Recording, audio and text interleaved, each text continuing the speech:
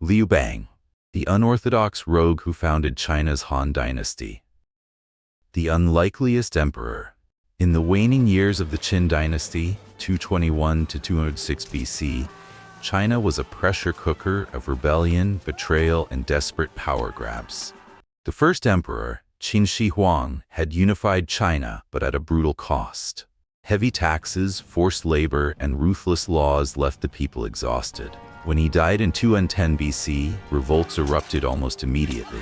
Amid this chaos, a man named Liu Bang, a minor official with a reputation for drinking, gambling, and avoiding responsibility, somehow outmaneuvered every rival to become the founder of the Han Dynasty, 202 BC to 220 AD. But this wasn't a heroic tale of noble virtue.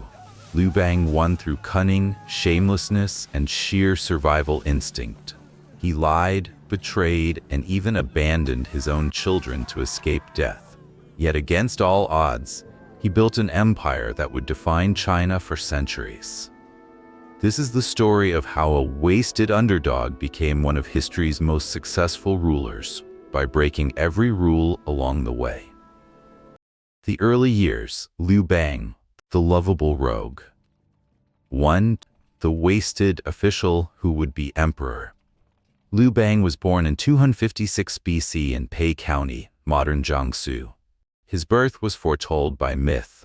Legend claims his mother conceived him after dreaming of a crimson serpent coiling around her, an omen so shocking his farmer father allegedly saw actual dragons hovering over their hut. The gods, it seemed, had plans for this child. Too bad, young Liu Bang himself felt very comfortable of being a village slacker. Imagine a guy who loved drinking, cracking jokes, and avoiding work. Basically the ancient Chinese version of your lazy but lovable uncle. He loafed at Widow Cow's tavern, drinking away his meager salary as a prison escort when he wasn't accidentally freeing convicts.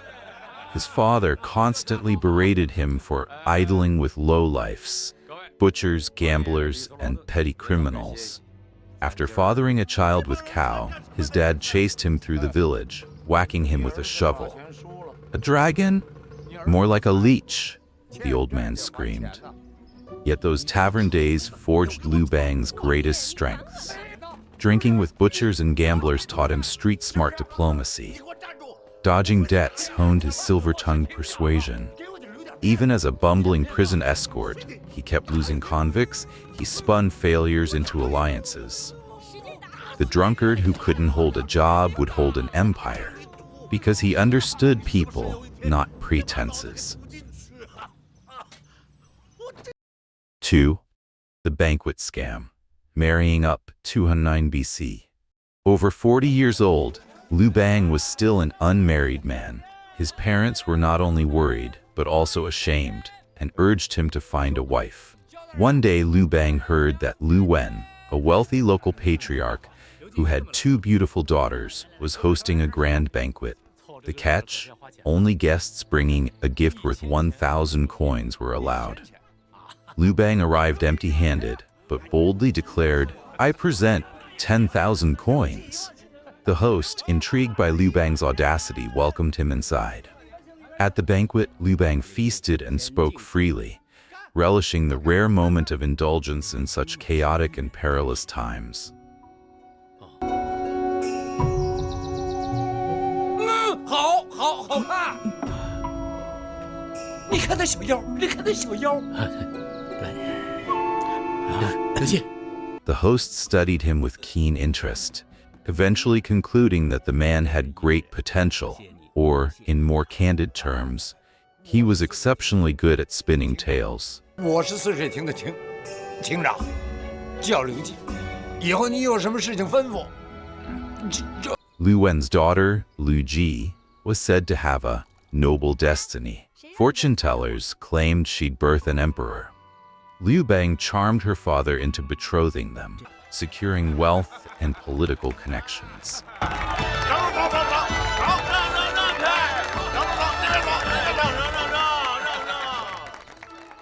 3. The prisoner debacle and hiding in the mountains, 209 BC. Assigned to transport convict laborers to the Qin capital, Liu Bang lost prisoners along the way, a crime punishable by death. Instead of facing execution, he freed the remaining prisoners and fled into the Mangdang Mountains, becoming an outlaw. However, this became the greatest turning point in Liu Bang's life. 弟兄们，骊山我们是去不成了，没有办法，死的首先是我，我必须得跑。你们呢？愿意跑的跑，愿意走的走。当然了，跟我进山不一定能活，但是回去一定是死。不管怎么着，活一天是一天。愿意跟我混的，跟着我走；不愿意的，各回各家。在此别过了。 Some prisoners, grateful for their freedom, joined him as followers. Liu Bang's charisma turned a disaster into a rebel band. He now became a rebel leader who had his own army, though he hadn't even figured out what to call himself and his band. 4. Joining the rebellion 209 to 206 BC. After the Daexiang uprising, 209 BC, rebel factions surged across the crumbling Qin Empire. Liu Bang, ever the opportunist, aligned himself with Xiang Liang, a formidable warlord. When Xiang Liang fell in battle at Dingtao, his nephew Xiang Yu, a brilliant yet ruthless general, took command.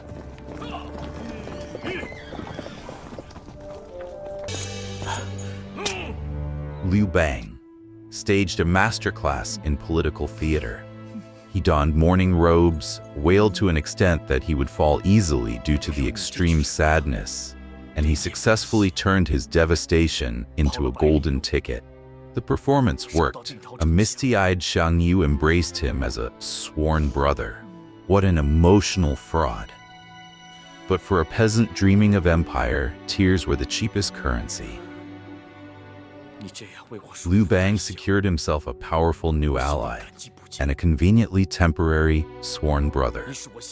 Now, they were brothers, but their personality and strengths were never that close. For Xiang Yu, he was a military genius, had noble birth, and led a massive army.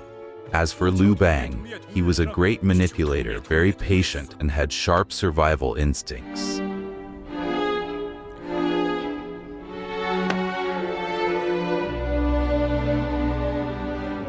于将军，有一天你有难了，我刘基以命相保。 5. The race to Xianyang, 207 to 206 BC. As the Qin dynasty crumbled in 218 BC, King Huai of Chu summoned the rebel leaders to a war council. Eager to harness their ambition, he issued a bold decree. Whoever first captures Xianyang, the Qin heartland, shall be named its king. The promise of a royal title electrified the factions, especially the two rising rivals, Liu Bang, the cunning opportunist, and Xiang Yu, the ferocious warlord.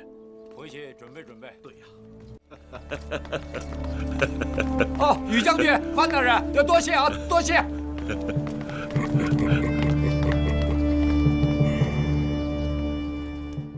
While Xiang Yu sought glory in open battle against the Qin's main army,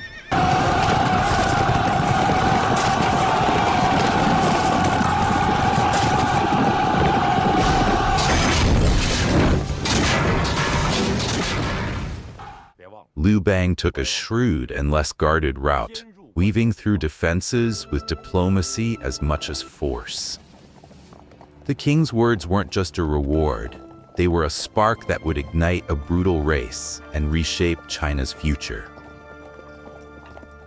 As Liu Bang marched toward Xianyang, his recruitment strategy extended beyond soldiers.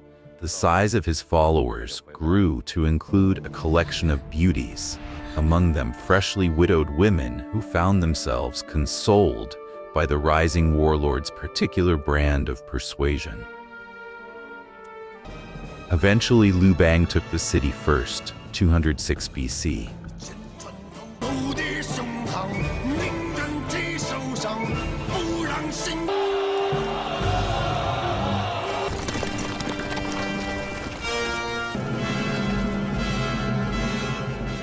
Upon seizing Xianyang, Liu Bang couldn't resist indulging in his victory. He immediately raided the Qin palace's wine stores and caroused with the fallen emperor's concubines, reveling as if his triumph were already complete.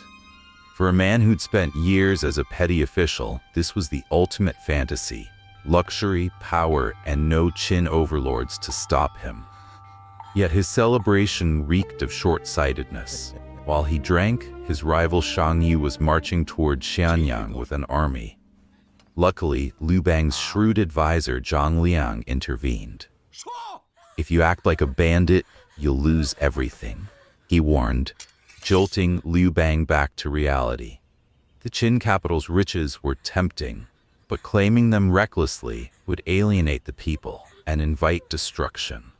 Taking the advice to heart, Liu Bang sealed the treasury, restored order, and critically prepared to face Shang Yu. "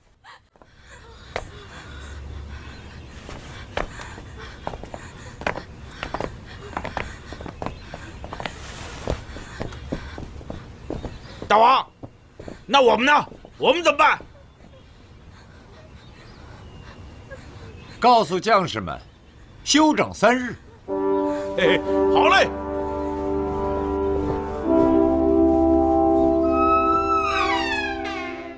When Xiang Yu arrived, he found Liu Bang's forces in control. Enraged by his rival's swift victory and apparent discipline, Xiang Yu unleashed his wrath on Xianyang itself. His troops looted, slaughtered, and ultimately burned the city to the ground. A brutal message that no one, not even Liu Bang, could outshine him. The flames of Xianyang marked the end of Qin, but also the beginning of a deadly rivalry between Liu Bang and Shang Yu. 传我命令，诺，将咸阳宫室付诸一炬，所有信宫极庙、300里阿房宫，统统烧成一个大火堆。不要啊，将军！我要在骊山上看到烟焰蔽日，连笑不绝。你要招致秦人对你的万世仇恨呐！如果有仇恨，就让这仇恨冲着我项羽一个人来。烧！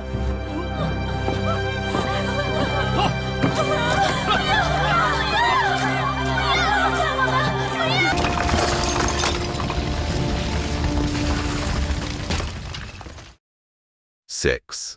The Hongmen Banquet. Near-death escape. 206 BC. The Hongmen Banquet was supposed to be Liu Bang's execution. Xiang Yu, ever the proud warlord, had arranged the peace talk as a trap, urged on by his advisor Fan Zheng, who kept making throat-slitting gestures behind his back. Liu Bang arrived with exaggerated bows, his knees practically buckling as he groveled. "Great Xiang Yu, your victories shake heaven itself. I am but a lowly servant in your shadow." His advisors cringed at the performance, but it worked. Xiang Yu, flattered, let his guard down. Seeing this, Fan Zheng decided to take a more direct approach. He secretly ordered Xiang Zhuang, Xiang Yu's cousin, to assassinate Liu Bang by taking advantage of the opportunity of sword dancing. After Xiang Zhuang sat down, he first toasted Xiang Yu to celebrate his birthday, and then asked for sword dancing to liven up the atmosphere. Xiang Yu agreed, so Xiang Zhuang drew his sword and danced in front of the table.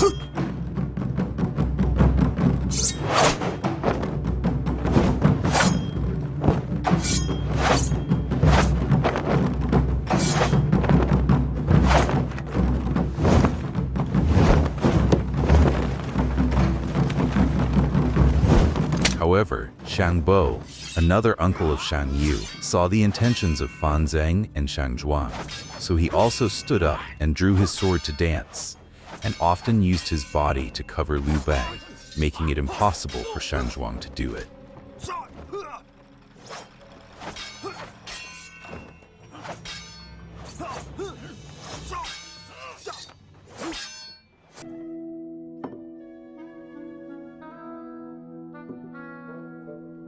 Then came Liu Bang's masterpiece.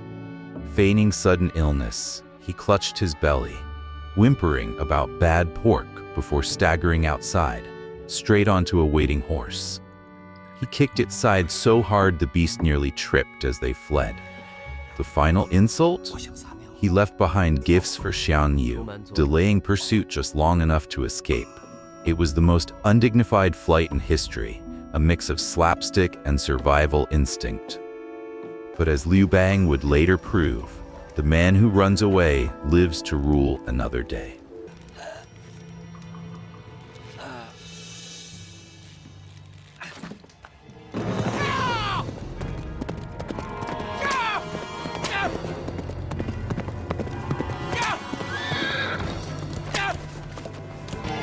Liu Bang跑了。是。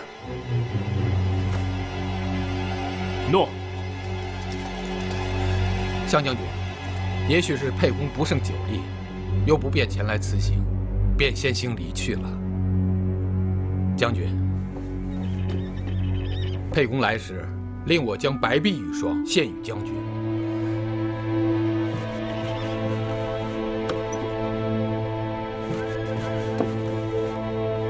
玉斗一副，献与亚父，以示对将军的敬意。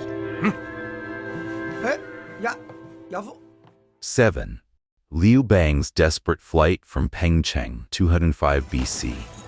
After his army was shattered at Pengcheng in 205 BC, Liu Bang raced to escape Shan Yu's cavalry, his two children, Liu Ying and Princess Yuan, clinging to his overloaded cart.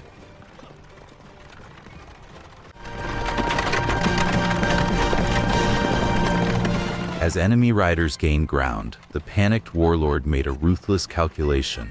Weight meant death. Twice, he shoved his own son and daughter onto the road. The first time, his loyal driver Xiahou Ying halted, ignoring Liu Bang's screams to rescue them. 孩子，是这样，如果我们一起走，我们都得死。你们在村里找间房藏起来。 爹会派人来救你们。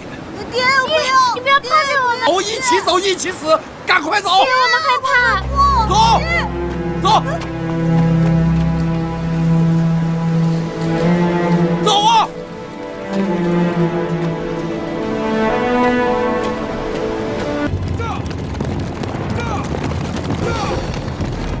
快走！孩子，别怕，快跟我走，分车！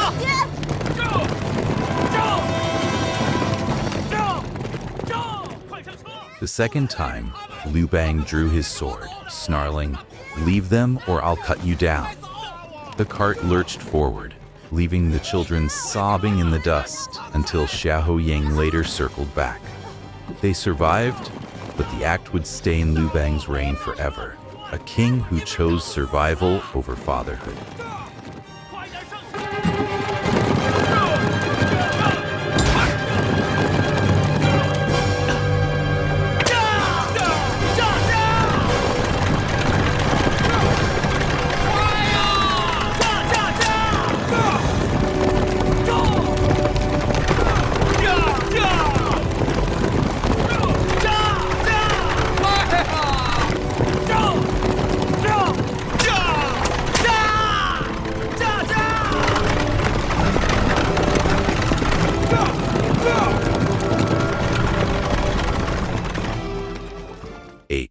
The ultimate bluff, Liu Bang's soup threat standoff, 203 BC.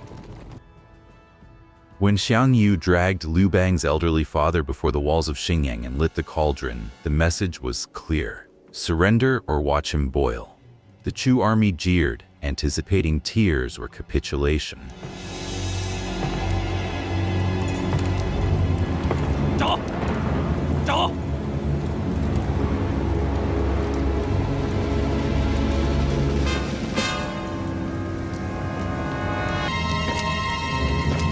说这刘邦到底还来不来？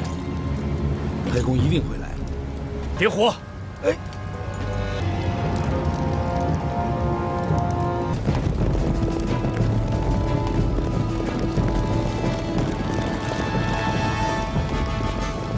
，Liu Bang rode to the front line, instead attacking Xiang Yu and rescuing his father.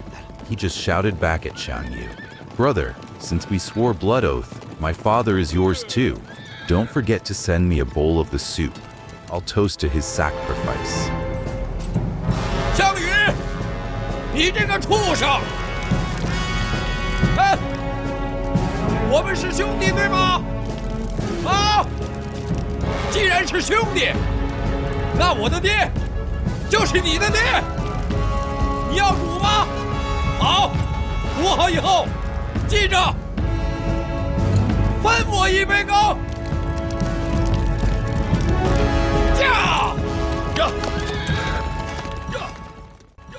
He then left without turning his head back again. The battlefield fell silent. Xiang Yu's face twisted. Was this bastard serious? His advisors hissed that executing the old man now would only prove Liu Bang's inhumanity, while making Xiang Yu look like the villain. With a snarl, he ordered the fire doused. Liu Bang's father, trembling but unharmed, became living proof. In psychological warfare, the man with zero shame held all the cards. 刘老太公，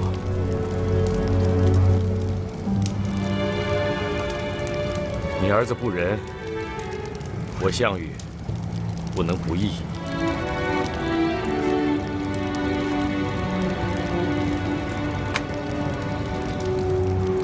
刘老太公，让你受惊了。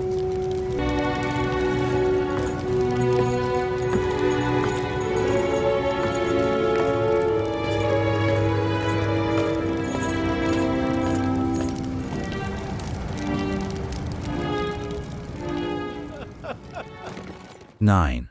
The Emperor who pissed on tradition. Before Liu Bang took Qin capital, Xianyang, a Confucian scholar, Li Yiji went to visit Liu Bang, who was sick at that time.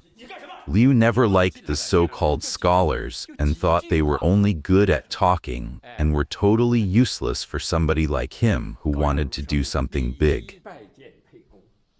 你呀，怎么能这么裹着被子，毫无礼貌地接见一个长者？When Yiji was trying hard to lecture Liu Bang on how to win a critical battle smartly, Liu Bang's patience snapped. Mid-tirade, Liu Bang yanked the man's elaborate hat, the very symbol of scholarly dignity, and with a smirk, relieved himself into it. Li Yiji was so angry that he turned purple, and Liu Bang's staff started laughing at him.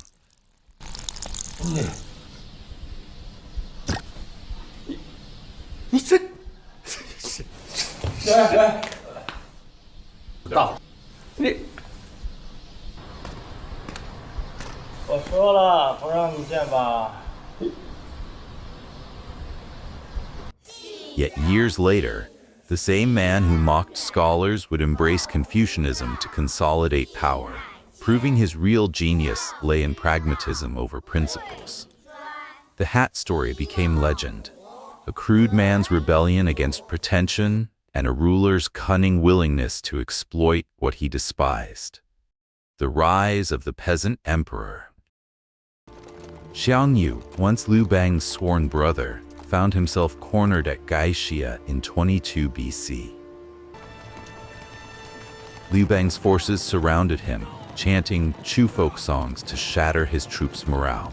With no escape, the proud warrior took his own life, his dream of rule undone by the man he'd mocked as a drunken coward.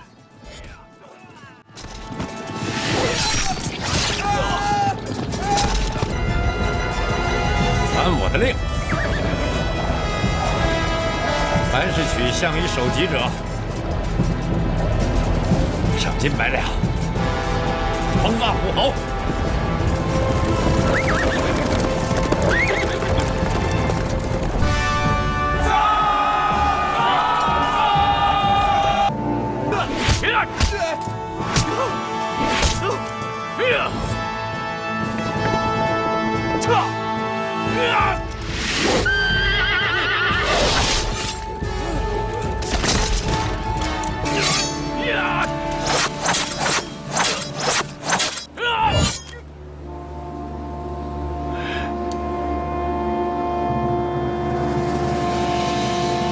项羽在生前死后都不会把武器放下。大风吹去，我敢担当。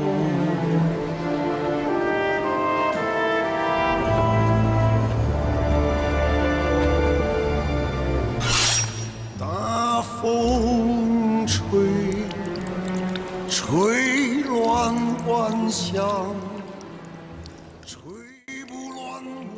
Liu Bang, now undisputed, declared himself Emperor Gaozu of the Han Dynasty. The peasant who once pissed in scholars' hats governed with surprising wisdom, blending Confucian ideals with legalist pragmatism. He slashed taxes, revived the economy, and established China's longest imperial golden age. Today, historians crown him among China's greatest rulers. Proof that brilliance often hides in the unlikeliest souls. The drunkard, the deserter, the man who abandoned his children, became the architect of an empire that would shape the world. So, if you ever feel like an underdog, remember Liu Bang, the guy who turned laziness and wit into an empire.